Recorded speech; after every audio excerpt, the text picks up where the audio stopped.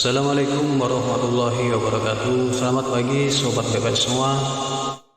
Jika tadi malam kita belajar menganalisis data mengenai sidik jari, penelitian magister ilmu kriminologi atau ilmu kejahatan, pagi ini saya akan menjelaskan tentang output analisis data menggunakan sidik ragam. Sidik ragam kali ini kita aplikasikan dalam ilmu pemanfaatan hasil perairan, jadi data-data perairan. Dalam hal ini adalah sungai, terutama untuk menjaga MLV. Jadi mari kita simak hasilnya. Saya kasih tahu bahwa dalam analisis sidik ragam ini, yang pertama penjaga MLV ini ada parameter lain atau lingkungan yang disuruh mengkaitkan dengan hasil tangkapan, yaitu berberat dan berjumlah ikan. Parameter itu yang saya ingat ada 4, yaitu pH, kecepatan arus, tekanan, dan satu lagi lupa. Kemudian yang intinya adalah kita ingin melihat perbedaan atau pengaruh dari perlakuan yang diterapkan. Dalam hal ini adalah bobot jumlah pakan dan kedalaman pemasangan tambak, pemasangan bubu. Jadi yang dilihat dalam hal ini kedalaman dianggap sebagai faktor kedua, dan jumlah pakan atau bobot pakan adalah faktor satu. Dengan demikian analisis adalah analisis faktorial. Dan yang perlu dilihat parameternya adalah atau variabelnya adalah jumlah ikan dan berat ikan. Selanjutnya kita ingin mengetahui perlakuan mana. Yang pertama kita ingin melihat ada tidak pengaruh dari perlakuan tersebut. Ada tidak perbedaannya nyata dari perlakuan tersebut. Baru kita melihat perbedaan perlakuan mana yang paling signifikan. Kita ingin mengetahui perlakuan mana yang paling baik. Maka kita menggunakan analisis sidik ragam. Dalam hal ini kita memakai analisis Ue-Ankopa karena di sini parabel X-nya ada 2 atau faktornya ada 2. Kemudian setelah itu kita melanjutkan analisis post hoc test atau uji lanjut jika terdapat uji F-nya tadi, uji F sidik ragamnya jika signifikan. Namun jika tidak signifikan tidak perlu dilakukan uji lanjut.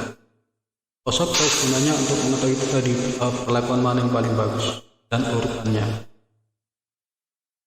dari yang tidak bagus sampai yang paling bagus.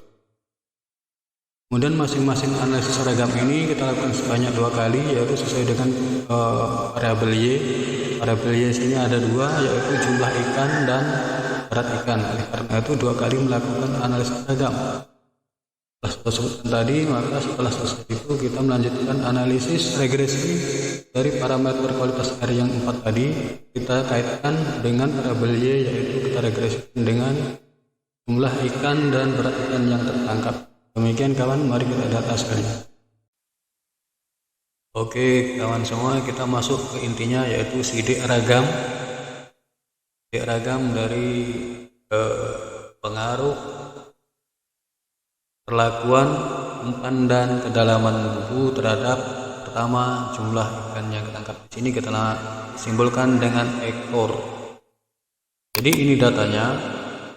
Data deskriptifnya dari jumlah ikan yang tertangkap, yaitu min-nya ini, RDPS-nya ini, dan N adalah jumlah data yang kita analisis, masing-masing ada 10. Dengan total perlakuannya ada 1, 2, 3, 4, 5, 6, 7, 8. Ada 8.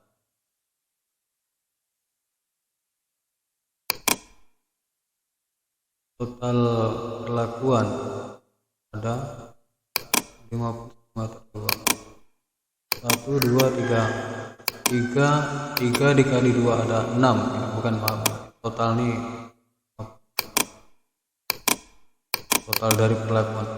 Jadi masing-masing data deskriptifnya dari keenam perlakuan ini atau kombinasi perlakuan ini, yaitu ini. Kemudian tes equality level test ini untuk uji homogenitas nih kawan. Jadi homogenitas diuji bisa dengan based on mean, based in median, based on median with adjusted, based on trim mean. Jadi ini dasar uji apa? Dasar uji homogenitas, ya kan? Tapi kalau di perikanan biasanya dipakai ini. Itu based on median with adjusted DF, yaitu uji homogenitas berdasarkan median dengan standarisasi DF, yaitu nilainya 0,0 apa nih? 0, nilai signifikansinya 0,044. Dengan demikian, karena ini lebih kecil dari 0,05 maka data tidak homogen. Data kakak tidak homogen dengan uji ini ya, median with adjusted. Dan yang dengan uji land pun tidak homogen. Ini kan, di kelaman kakak tidak homogen. Dia normal tapi tidak homogen. Tidak apa-apa, yang penting normalitas ini. Kemudian ini uji heterosklerositas. Uji skodaritas kakak udah bagus. Di sini nilainya yaitu 0,072. Ini berarti tidak terjadi heteroskedasisitas data kakak. Suatu data, kumpulan data dikatakan memiliki dikatakan memiliki heteroskedasitas apabila saling terjadi korelasi antara variabel bebas. Variabel bebas kakak kan di sini perlakuan enggak ya? 6 perlakuan ini jika terjadi interaksi, jika terjadi apa? Jika terjadi saling berhubungan, ya kan? Itu katakan terjadi heteroskedasitas. Di sini data kakak terbebas dari heteroskedasitas. Uji skodaritas itu sama dengan uji normalitas dan homogenitas sebagai prasyarat atau asumsi klasik untuk melakukan uji sidik ragam, gitu ya kawan. Kemudian ini yang sangat penting adalah tes between subject effect. Ini kita lihat nilai signifikansinya, ya kan, dan nilai F hitung dari masing-masing perlakuan kita. Ada intercept, ada umpan. Jadi umpan memiliki signifikansi 0,0. Ini sama dengan tadi kalau dalam regresi apa tadi? Regresi simultan dalam ANOVA ini. Jadi kita melihat di sini umpan nilai F tabelnya 34,601 dengan signifikansinya 0,0. Dan kedalaman ini F tabelnya, ini signifikansinya.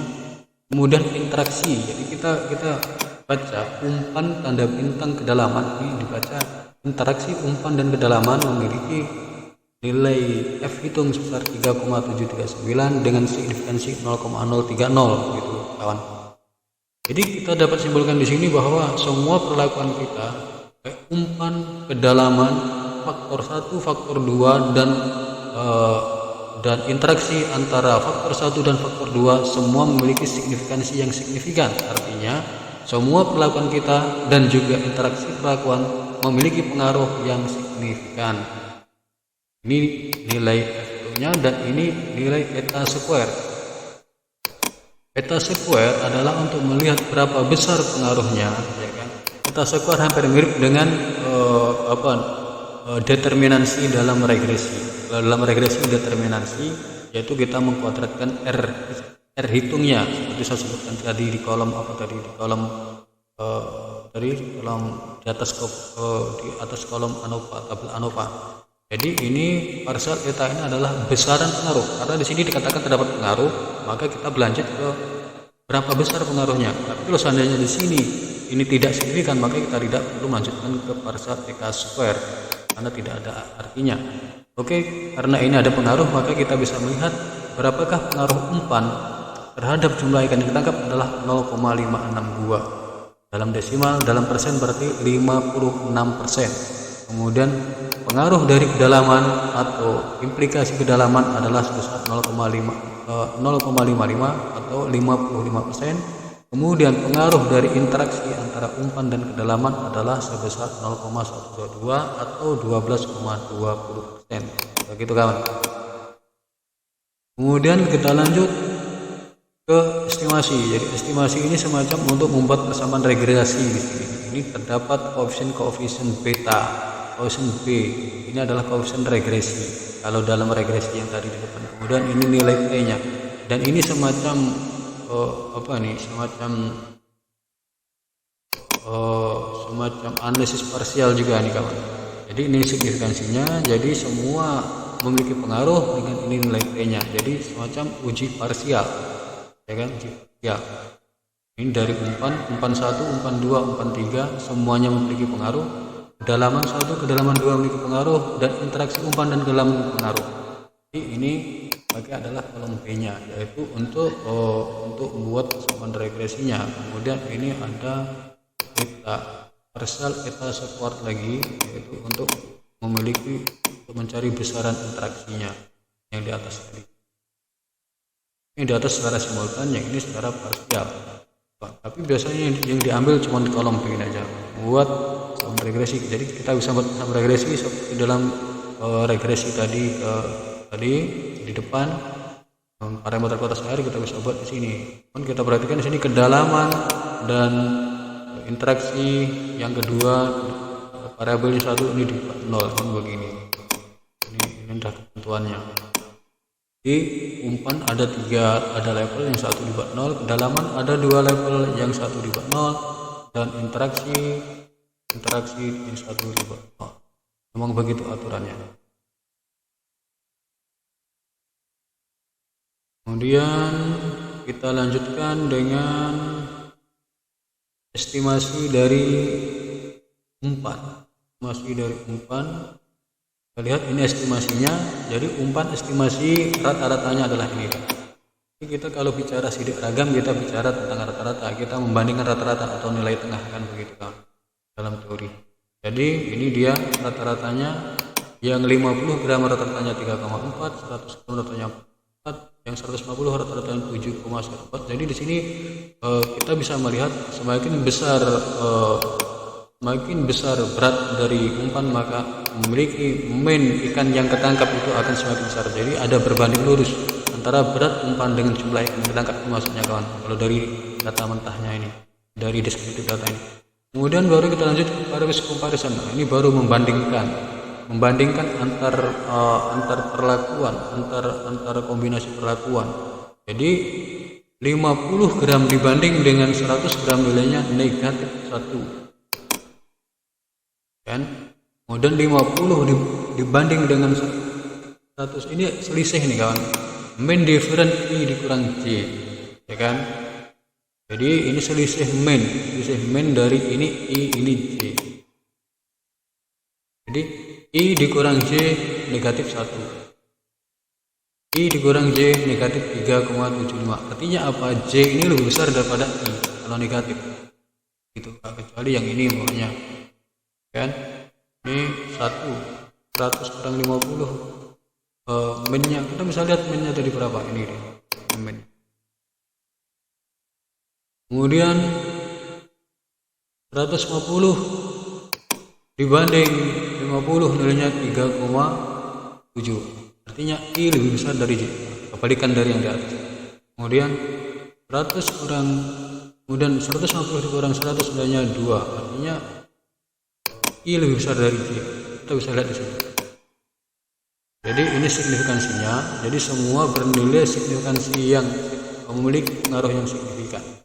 Jadi perbedaan dari masing-masing kombinasi perlakuan ini memiliki pengaruh yang nyata. Artinya 50 kita bandingkan dengan 100 nilainya negatif 1, ini pengaruhnya perbedaannya nyata, itu maksud cara bacanya kawan. Dan 50 gram kita bandingkan 150 gram hasil ikan yang ketangkapnya, itu adalah perbedaan main adalah negatif 1,750, yaitu disimpulkan perbedaannya ini nyata. Jadi semua memiliki perbedaan yang nyata dari selisih main dari jumlah ikan yang ketangkap dari masing-masing kombinasi perlakuan kita dari 6 perlakuan ini kawan. Itu maksudnya ya. Kemudian univariatas adalah untuk menguji semacam ini, semacam uji simultan, regresi simultan. Dari keempat perlakuan ini diuji secara bersama-sama terhadap jumlah ikan ketangkap. Hasilnya kesimpulannya adalah signifikan. Nasiknya 0,0 dengan hitungnya 34. Jadi simpulkan perlakuan kita, 6 perlakuan ini memiliki pengaruh yang signifikan terhadap jumlah ikan yang ketangkap. itu baik jumlah baik umpan maupun kedalaman, baik faktor 1 maupun faktor 2. Kita bicara total dengan nilai eta atau determinasi atau implikasinya 0,562 atau 56,2%. Kawan, ini DF nya kalau mau dicari DF nya. Halo tes. Kemudian kita bicara kedalaman, sama dengan umpan kedalaman begitu juga. Ini estimasinya kita bisa dapat nilai mainnya yang 1 meter adalah 3,4, yang 5 meter 6,54. Kemudian perbedaan mainnya ini dia kita bedakan, kita bandingkan. 1 dibanding 5 adalah negatif 3, artinya 1 lebih kecil dari 5. Sebaliknya 5 dibanding 1 nilainya 3,1, berarti 5 lebih besar dari 1. Artinya semakin ke dalam itu akan semakin banyak ikan. Itu ya, 1 meter kecil, 5 meter besar. Ya berarti 5 meter jumlah ikannya lebih banyak daripada yang kedalaman 1 meter. Itu kesimpulan awamnya.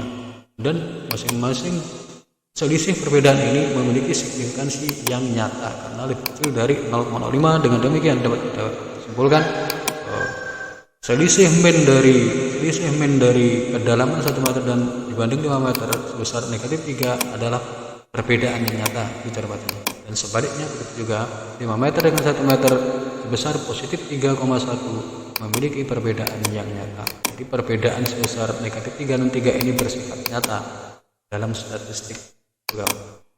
Kemudian univaritas sama untuk melihat pengaruh secara bersama-sama. Kita lihat di sini signifikansinya 0,00 lebih kecil dari 0,05, berarti terdapat pengaruh secara bersama-sama terhadap jumlah ikan yang ditangkap. Pengaruh perlakuan maksudnya terhadap jumlah ikan yang ditangkap yaitu dengan nilai F hitungnya 66,135 dengan signifikansinya 0,0.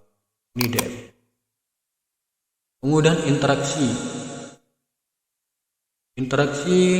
antara umpan dan kedalaman. Interaksinya kita cari juga. Jadi, ini estimasi dari interaksinya, ya. Estimasi dari interaksinya ini yaitu interaksi antara 50 dengan umpan 50 gram dengan 1 meter. Ini dia perbedaannya. Jadi mana ya? 50 gram dengan 1 meter ini perbedaan mainnya, karena di sini kita ada sebutkan tadi ini mainnya ya, bukan perbedaan, ini mainnya. Jadi rata-rata jumlah ikan pada kedalaman 1 meter dengan jumlah bobot umpan 50 gram adalah 2,4. Kemudian rata-rata dari jumlah ikan yang ketangkap adalah sebesar 4,4 dari kedalaman 5 meter dengan umpan yang sama. Ini begitu juga, ini rata-rata ikan yang ketangkap pada kedalaman 1 meter dengan jumlah umpan 100 gram, dan ini rata-rata dari jumlah ikan yang ketangkap dari kedalaman 5 meter dengan jumlah ikan 100 gram. Dari sini dapat kita lihat semakin dalam ini semakin banyak jumlah ikan yang ketangkap menurut data ini, kan? Dan begitu juga semakin besar jumlah berat pakan akan semakin banyak. Kalau kita lihat sekilas secara awam. Kemudian kita uji lanjut, oleh karena dalam analisis sidik ragam terdapat pengaruh yang signifikan masing-masing perlakuan terhadap jumlah ikan yang ketangkap baik secara simultan maupun parsial seperti saat kita sebutkan di atas tadi, maka kita lakukan uji lanjut dalam statistik namanya post test. Uji lanjut dan berarti ada 3: uji lanjut terhadap berat umpan, uji lanjut terhadap kedalaman, dan uji lanjut terhadap interaksi antara berat umpan dan kedalaman sebagai faktor 1 dan faktor 2. Jadi ini uji lanjut dari umpan. Kita melihat di sini uji lanjutnya yaitu kita memakai LSD kalau punya kata ya. Kita pakai LSD berarti yang ini yang kita lihat. Jadi tanda bintang di sini dari ini seperti tadi bacanya mean difference, perbedaan mean-nya I dikurang C. Jadi 50 dikurang 100 itu nilainya negatif 1. 50 jumlah ikan pada 50 dibanding jumlah ikan pada 150 nilainya negatif 3,75. Ini seperti tadi cara bacanya. Kemudian ada tanda bintang di sini berarti perbedaannya signifikan. karena didapat dari sini. Di sini semuanya lebih kecil dari 0,5, oleh karena itu sini ada tanda bintang semua, menandakan semua perbedaannya adalah berbeda secara signifikan, begitu kan. Kecuali ini ya, ini karena lebih besar dari 0,5, makanya tidak ada tanda bintang atau tidak signifikan, yaitu perbedaan dari 50 gram dengan 100 gram. Jadi 50 gram dibanding dengan 100 gram jumlah ikan yang ketangkap, perbandingan adalah selisihnya adalah negatif 1. Dan ini menurut statistik adalah tidak berbeda signifikan. Begitu juga yang ini. Kebalikannya 100 gram banding 50, 1 itu negatif jadi positif, tapi tetap signya tetap lebih besar dari 0,05 atau tidak berbeda pengaruh. Yang lainnya berbeda pengaruh. Itu cara membacanya ya kawannya. Kemudian kita lanjutkan dengan homogeneous subset untuk memberi notasi, karena dalam uji beda lanjut ada notasi CD dan seterusnya. Maka di sini kalau dalam LSD tidak ada, tapi dalam UKI, SD dan Duncan ada. Jadi kita bisa meminjam dari homogeneous result dari uji lanjut bukan LSD tapi 2K, HSD atau Duncan. Yaitu uji lanjut homogeneous subset dari 2K dan HSD, 2K dan SD, yaitu notasinya adalah A, A, B. Kemudian uji lanjut dengan Duncan, notasinya adalah A, B, C. Mengenai cara membuat ini, kita belajar dari main, ya kan? Dari main, dari berdasarkan main. Mana tadi? Selisih main. Ada selisih main tadi, ini dia. Selisih main ini kita urutkan, ya kan, dari kecil sampai rendah, maka dapatlah ini dia 50 gram 100 150 kan, 50 100 150. Jadi tadi dah sebutkan di awal, dari hasil analisis deskripsi data dah nampak semakin dalam semakin banyak ikan, semakin besar semakin berat jumlah pakan semakin banyak ikan. Jadi yang terakhir ini adalah yang paling besar jumlah ikan yang ketangkap. Sedangkan yang paling awal adalah yang paling sedikit. Jadi tingkatannya dari sedikit ke yang banyak, gitu ya. Jadi artinya apa kawan? Jadi artinya perlakuan yang ini memiliki pengaruh perbedaan yang paling bagus, atau perlakuan yang paling bagus adalah yang ini, yang memiliki main yang paling besar, yang memiliki perbedaan signifikan di antara perlakuan lain. Jadi cara bacanya ini perlakuan 1 dan 2, 50 dan 100 karena berada dalam satu kolom subset yaitu A, maka ini dikatakan tidak memiliki perbedaan di antara keduanya. Tapi kedua ini yaitu 50 dan 100 memiliki perbedaan dengan 150, karena 150 berada pada kolom B dalam subset, ya kan, dengan nilai min-nya 7,15 min atau sisih min ini kan. Kemudian begitu juga dalam Duncan, tapi kalau dalam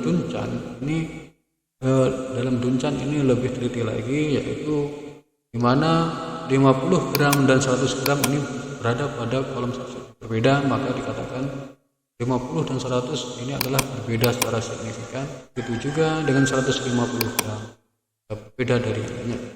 Jadi kesimpulannya, baik dengan 2K, HSD maupun Duncan, sama-sama kita lihat di sini perlakuan 150 dengan min 7,15 sama-sama memiliki perbedaan yang signifikan di antara perlakuan keduanya.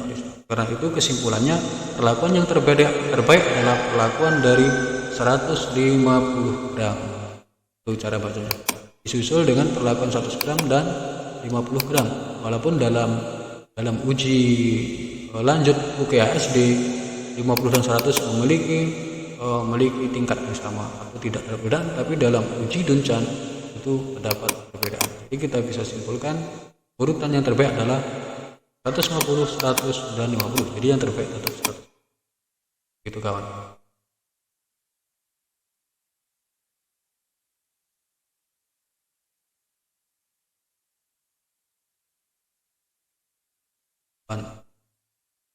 Kemudian kedalaman, kalau kedalaman itu karena kita uji lanjut menjadi persatuan uji lanjut itu yaitu harus ada dua ketentuan uji lanjut bisa dilanjutkan. Itu uji lanjut atau proses dilakukan apabila dalam uji sidik ragam F-nya itu signifikan. Kalau tidak signifikan tidak perlu. Kemudian apabila jumlah perlakuannya lebih dari 2, oleh karena kedalaman perlakuannya cuma 2, maka tidak perlu uji lanjut. Jadi kita cukup membedakan aja mana yang terbaik gitu kan. Cuma 2 antara 1 dan 5, tadi kan 5 yang bagus. Jadi kedalaman 5 lebih bagus daripada kedalaman 1 dalam hal jumlah ikan yang ketangkap.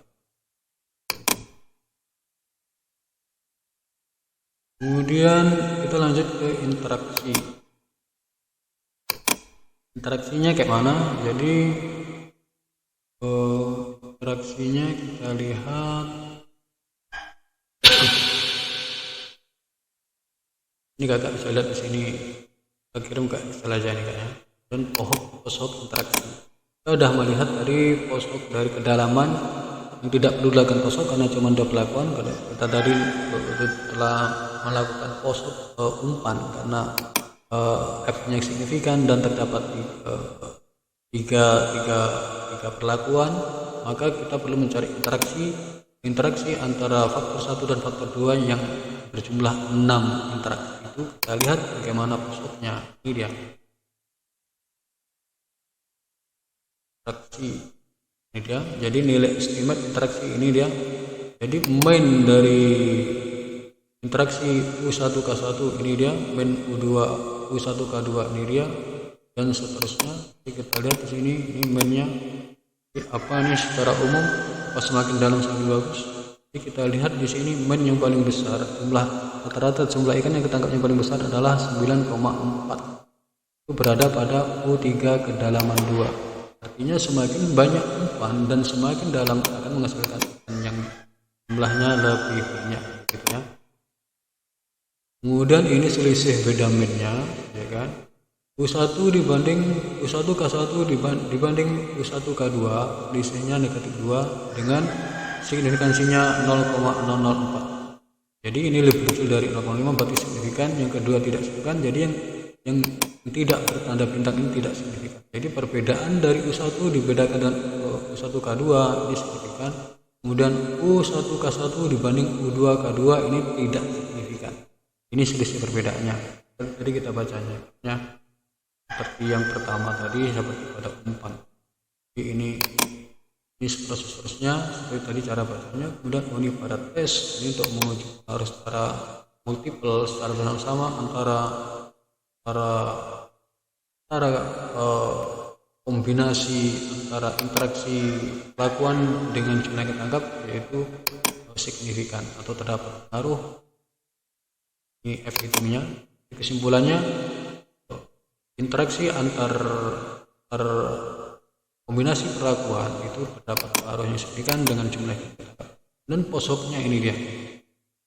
Posoknya ini seperti tadi yang di atas kita turunkan lagi, ini dapatnya. Ini selisih minnya. Kemudian ini signifikansinya. Jadi ini signifikan, ini tidak signifikan, ini tidak. Kita lebih enak melihatnya di subset. Dia bukan subset seperti ini. Makanya kalau dalam LSD tidak terdapat bukan subset, dalam UKSD dan Duncan terdapat, maka kita meminjam UKSD dan Duncan. Makanya saran saya uji lanjut kakak memakai 2 LSD dan Duncan gitu kan. Nah Duncan ini lebih teliti kan, ada homogeneous subset. Kemudian di sini pun lebih teliti. Tadi pada contoh pada umpan tadi kan ada 2 yang tidak berbeda nyata, tapi dalam Duncan ternyata berbeda. Kita pakai yang Duncan. Jadi homogeneous subset dari Duncan ini adalah penggambaran dari yang ini dengan notasi-notasi, maka kita dapatkan notasi dari perbedaan posok dari interaksi perlakuan terhadap jumlah yang ketangkap adalah A, B, B, C, D. Ini sudah diurutkan dari main yang terkecil sampai main yang terbesar pada estimate, pada kolom estimate tadi ini deh. Ini kita urutkan ya kan. Yang paling besar kan U3K2, yang paling kecil ini apa? U1K1 kebetulan begitu kan. Kita urutkan, dapatlah ini urutannya. Ini urutannya U1K1 yang paling kecil dan U3K2 yang paling besar min dari jumlah yang ditangkap. Kemudian ini kita lihat di sini U1K1 adalah tidak berbeda, berada pada kolom A, pada kolom subset A. Jadi U1K1 dan U2K1 tidak dapat perbedaan nyata. Kemudian U1K2 dan U3K1 ini juga tidak nyata, tetapi berbeda nyata dengan U1K1 dan U2K1. Itu cara bacanya Kak. Kemudian ini U2K2 itu berbeda terhadap semuanya, baik terhadap ini dan terhadap ini. Kemudian U3K2 yang paling memiliki rata-rata atau main paling besar berbeda terhadap semuanya. Jadi kesimpulannya perlakuan yang terbaik adalah perlakuan yang memiliki main terbesar yaitu 9,40, yaitu U3K2. Alasannya karena berbeda terhadap semuanya. Dan perlakuan yang terburuk adalah perlakuan U1K1 karena memiliki main mulaikan yang ketangkap lebih atau sangat sedikit lebih paling kecil dibanding lainnya. Walaupun secara uji statistik U2K1 juga berada pada tingkat yang sama dengan U1K1 walaupun memiliki main yang berbeda. Dalam uji statistik itu dikatakan sama. Itu juga yang itu cara buat.